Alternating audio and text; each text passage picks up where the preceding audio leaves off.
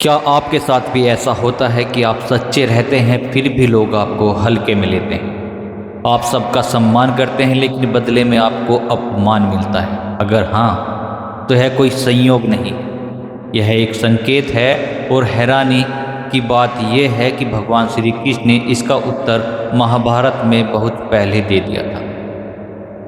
इस वीडियो को अंत तक सुनिए क्योंकि अंत में आपको पता चलेगा कि अपमान सहना कब पाप है और मौन रहना कब अधर्म।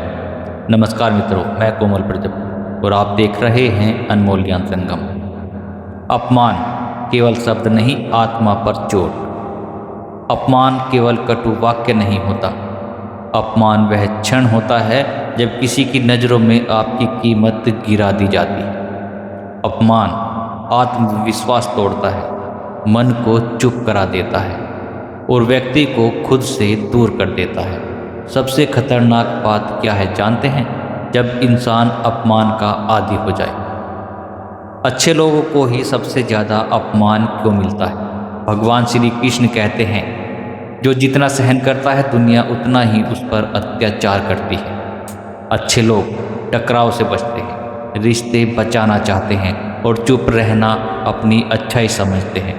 लेकिन दुनिया इसे क्या समझती है? कमजोरी। और यहीं से अपमान की शुरुआत होती है। अर्जुन का मोह अपमान की जड़। महाभारत के युद्ध से पहले अर्जुन का हाथ कांप रहा था। वह कह रहा था, ये मेरे अपने हैं, इनसे कैसे लड़ूं? लेकिन भगवान श्री कृष्ण ने अर्जुन को झकझोर दिया।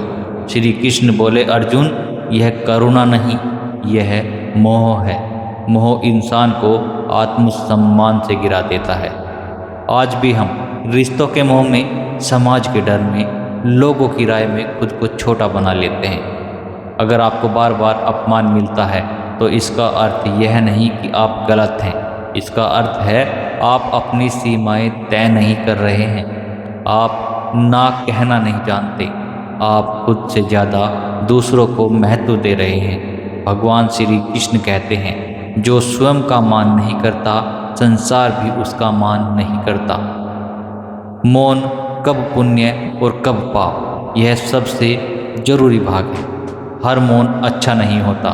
मौन पुण्य है जब विवाद व्यर्थ हो, अहंकार सामने हो और सत्य सुरक्षित हो।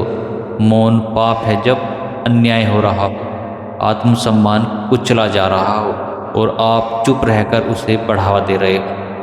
द्रौपदी के चीरहरण के समय सभा का मौन होना सबसे बड़ा अपराध था। भगवान श्री कृष्ण का मौन को लेकर उपदेश। भगवान श्री कृष्ण ने कभी अर्जुन से यह नहीं कहा सब सह लो। उन्होंने कहा, अपने धर्म पर अडिग रहो। आत्मसम्मान का अर्थ घमंड नहीं, आत्मसम्मान का अर्थ है अपनी मर्यादा जानना और उसे टूटने न देना।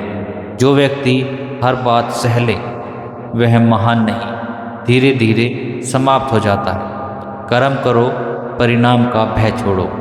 बहुत लोग अपमान इसलिए सहते हैं क्योंकि नौकरी चली जाएगी, रिश्ते टूट जाएंगे, लोग क्या कहेंगे। भगवान श्री कृष्ण कहते हैं, कर्म तुम्हारा अधिकार है, फल की चिंता मत करो। जब आप सही कर्म करते हैं तो कुछ लोग नाराज होंगे, लेकिन याद रखिए, जो सत्य के मार्ग पर चलते हैं वह अकेला ही चलता है। अपमान सहते सहते इंसान क्या खो देता है? धीरे धीरे इंसान अपनी आवाज़ खो देता है, अपने सपने भूल जाता है और खुद को ही दोष देने लगता है। सबसे खतरनाक स्थिति यह होती है जब इंसान सोचने लगता है, शायद मैं ही गलत। नहीं, हर बार नहीं।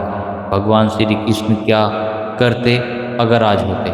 सोचिए, अगर भगवान श्री कृष्ण आज होते और कोई उनका अपमान करता, वह न रोते न चिल्लाते, वह सीमा खींच देते, शांत, स्पष्ट और दृढ़। यही असली शक्ति है। अपमान से बाहर कैसे निकले? खुद की कीमत पहचानिए। आप किसी की कृपा पर जीवित नहीं हैं। स्पष्ट बोलना सीखिए, नम्रता के साथ लेकिन दृढ़ता के साथ। हर जगह स्वीकार किए जाने की इच्छा छोड़िए। जो आपको नहीं समझता उससे समझाना आपका कर्तव्य नहीं। भगवान श्री कृष्ण को साक्षी मानिए। जब आप अकेले हो तब भी सही करें। याद रखिए, अपमान हमेशा आपको बदलने आता है। या तो आप टूट जाएंगे या आप जाग जाएंगे। अपमान एक परीक्षा है। भगवान श्री कृष्ण कहते हैं, जो जाग गया वही मुक्त हुआ। अगर आज आप चुप हैं, दुखी हैं और भीतर से टूट रहे हैं, तो यह अंत नहीं है, यह संकेत है। आपको खुद के लिए खड़ा होना है। डरिए मत, भगवान श्री कृष्ण आपके साथ हैं। अगर यह वीडियो आपके दिल तक पहुंचा है तो इसे लाइक करें, कमेंट में लिखिए, मैं खुद का सम्मान करूंगा। मैं कोमल प्रजापति फिर मिलूंगा एक और जीवन बदलने वाले सत्य के साथ, अनमोल ज्ञान संगम पर। जय श्री कृष्ण।